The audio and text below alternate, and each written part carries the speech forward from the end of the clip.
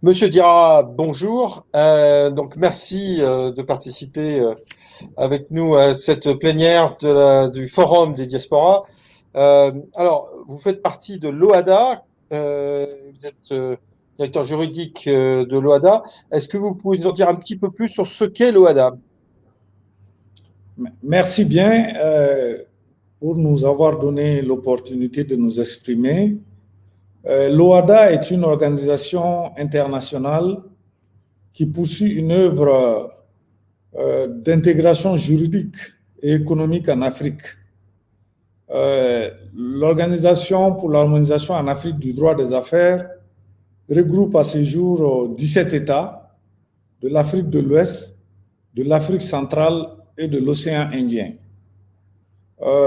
L'espace OADA, l'on peut dire que c'est un espace qui constitue actuellement un marché de plus de 225 millions de consommateurs et 275 milliards de dollars US, avec une main-d'œuvre qualifiée et abondante, un potentiel énergique et technologique, une attractivité restaurée. Et il est prévu que la population devrait doubler d'ici 2030, passant en ce moment, cette évolution serait de nature à offrir de larges perspectives en termes de création de richesses, d'investissement et donc de droit des affaires. Donc, Alors justement, cet aspect droit des affaires est assez intéressant parce que tout simplement, on dit toujours que l'Afrique, et notamment par rapport aux investisseurs et tous les gens de la diaspora qui veulent investir en Afrique, ont aussi une peur qui est de ne pas avoir un cadre qui leur permette de maintenir leur investissement. Et comment vous jugez ça aujourd'hui et qu'est-ce que vous en pensez? Ok, merci. Ce que vous devrez comprendre, c'est que à l'origine de la création déjà de l'OADA, la recherche de solutions aux difficultés économiques du continent africain, qui étaient des difficultés des économies africaines à faire face aux défis de la mondialisation, à la récession, à la baisse drastique du niveau des investissements, à la défiance des investisseurs ponctuée par une insécurité juridique et judiciaire. Donc l'avènement de l'OADA, qui a été un outil juridique au service de l'entrepreneuriat et du développement économique, a permis quand même aux États de pouvoir trouver des solutions à ces maux en termes d'instauration d'une sécurité juridique et judiciaire qui est corrélée par des actes uniformes, c'est-à-dire des textes en matière de droit des affaires et d'attrait des investissements, que ce soit le droit commercial, que ce soit l'accès au crédit, que ce soit la sauvegarde des entreprises en difficulté, que ce soit les modes alternatifs de règlement des différents arbitrages et médiations. Donc, l'OADA offre quand même des perspectives pour la diaspora, et non seulement pour protéger les investissements des diasporas africaines, mais aussi des perspectives en termes de sécurisation des fonds et même en termes aussi d'accès au crédit et de stabilisation des investissements dans les différents États. Donc, pour ça, nous pouvons dire que l'organisation a fait œuvre utile en termes de restauration de la sécurité juridique et judiciaire, en termes d'attrait des investissements et même en termes d'unification du droit des affaires, parce que dans les 17 États, ce sont les mêmes règles qui s'appliquent et des règles de référence internationale qui aujourd'hui font émulation ailleurs. Très bien. Donc, ça veut dire que, si je comprends bien, quel que soit l'investissement dans un des pays de l'OADA, on aura les mêmes règles la même protection de l'investissement, la même protection du crédit ou de l'argent. Pourtant, souvent, on dit, et j'entends, que la difficulté est aussi autour de l'accès au crédit de la part des entreprises dans certains pays de l'OHADA. Bon, c'est peut-être pas du ressort de l'OHADA en lui-même, mais est-ce que vous constatez comme nous, entre guillemets, que l'accès au crédit est quand même plus compliqué que en France, par exemple, pour ne pas le citer? Merci. L'accès au crédit est facilité par l'OHADA. Vous avez bien, comment on appelle, relevé que ce n'est pas du fait de l'OHADA. L'accès au crédit est quand même facilité par l'OHADA, qui dispose d'un acte uniforme, un modèle en fait salué même par les partenaires, et même la Banque mondiale a donné le taux d'augmentation du crédit à travers cet acte uniforme de l'OHADA, principalement l'acte uniforme relatif portant organisation de sûreté. Et donc, cet acte uniforme a quand même révolutionné le droit des crédits, parce que ça a beaucoup facilité l'accès au crédit avec certains instruments qui permettent quand même d'accéder au crédit très facilement, et même de permettre aux banquiers de pouvoir faire crédit sans assez de crainte.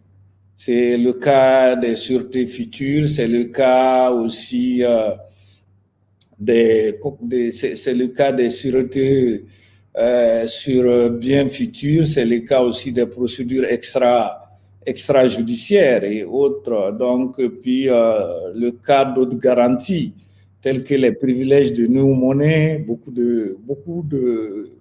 d'instruments et d'outils que l'on peut, à partir des atouts et des opportunités du droit OHADA, prospecter pour l'attrait en fait du droit de crédit et l'accès au crédit à tous.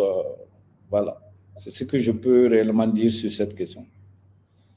Merci beaucoup. Un petit mot de conclusion, Monsieur Diarra, par rapport à nos diasporas et aux diasporas qui nous écoutent aujourd'hui. En fait, ce que nous pouvons dire comme mot de conclusion aux diasporas qui nous écoutent aujourd'hui, c'est que l'OHADA a quand même des potentialités, des atouts et des opportunités qui peuvent permettre aux diasporas de fructifier leurs affaires, d'être rassurés en termes de sécurité juridique et judiciaire. Comme vous le savez, on n'investit pas à fonds perdus. Et donc, en cela, c'est déjà, ça permet l'attrait renforcé d'abord des investissements, tant domestiques qu'étrangers, la consolidation aussi du renforcement de l'attractivité du droit des affaires à partir de l'appropriation du droit par non seulement la diaspora, mais l'ensemble des opérateurs économiques, et l'amélioration et l'efficacité de la justice commerciale à travers les modes alternatifs de règlement des différends, tels que l'arbitrage, la médiation, et aussi avec une justice régionale, en fait, qui est distribuée par une cour qui est indépendante des cours suprêmes nationales, mais qui a dont les décisions sont supranationales et s'imposent même aux cours suprêmes. Tout ça pour permettre quand même de sécuriser les investissements, pour pouvoir rassurer les uns et les autres sur la base de l'origine de la création de l'OHADA, à travers le constat de la défiance ou de la crise même que les investisseurs ou tous les acteurs avaient concernant le système judiciaire. Donc, sur ce point, je crois que l'OHADA se positionne aujourd'hui comme un outil juridique d'intégration juridique et économique en Afrique. Et avec l'avènement aussi de la ZLECAf, vous comprenez très bien que c'est un modèle qui constitue un pan, qui constituera un pan juridique de la ZLECAf, et en cela, l'OHADA est appuyé par des partenaires techniques très importants tels que la France, et à travers aussi à travers l'Agence française de développement qui vient même de renouveler le partenariat pour la zone ZLECAf-OHADA, et à partir d'un fonds qui sera, comment on appelle, officiellement annoncé. Donc, c'est juste pour vous dire que la diaspora peut compter réellement sur l'OHADA, qui est un outil au service du développement économique et social de l'Afrique, en termes d'entrepreneuriat, en termes de création d'entreprises, en termes de sauvegarde des entreprises, en termes même de règlement de leurs différends, et qui peut être réglé pas forcément par la lenteur judiciaire qui a été constatée dans le temps et dans l'espace, mais par une juridiction indépendante, supranationale, et dont les décisions en matière de droit des affaires s'imposent même aux cours suprêmes nationales.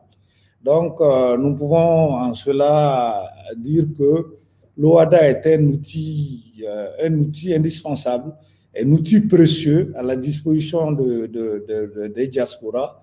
Et je crois qu'avec les nouvelles visions du secrétaire permanent, le professeur Emmanuel Sibidi Darankoum, pour même moraliser leurs actifs, lutter pour la protection de leurs actifs contre le blanchiment de capitaux, contre le financement du terrorisme, et instituer aussi, dans l'intérêt de tous, une responsabilité sociale des entreprises qui sera ponctuée aussi par l'introduction d'une économie verte, et qui pourra rassurer davantage les diasporas africaines qui constituent quand même une force majeure, une force très importante pour le développement social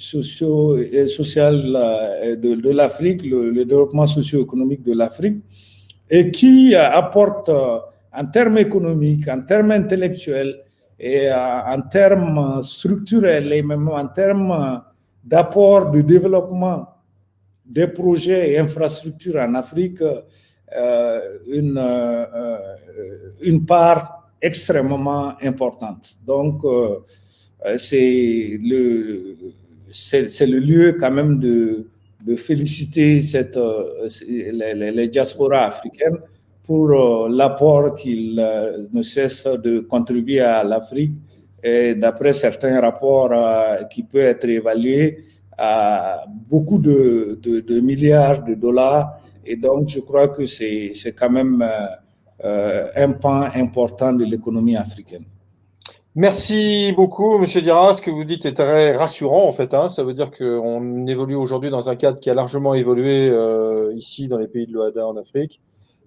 Et je pense que ce n'est fait que pour encourager nos diasporas qui, vous le savez, sont déjà assez nombreuses à vous écouter. Et je pense qu'ils sont en plus très motivés pour investir. Voilà, merci beaucoup. On va retourner sur le plateau. Merci.